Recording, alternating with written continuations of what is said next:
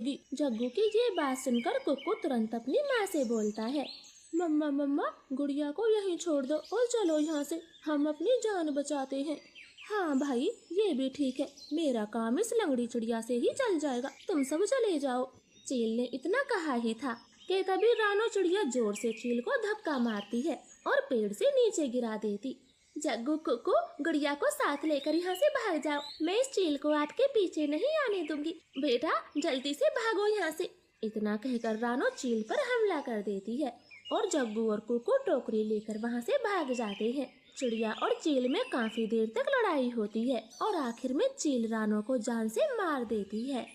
मरगी, छोटी चिड़िया मरगी, मुझसे लड़ने चली थी, अब तेरा मांस में मजे से खाऊंगी। कुक्कू भाई मम्मा अभी तक घर नहीं आई। मम्मा को चील ने मार दिया है, वरना वो अब तक आ जाती, क्या जरूरत थी मम्मा को वहाँ ले जाने की। भाई अगर हम वहाँ ना होते तो वो बुरी चील आपको खा जाती, आप ऐसा क्यों बोलते हो।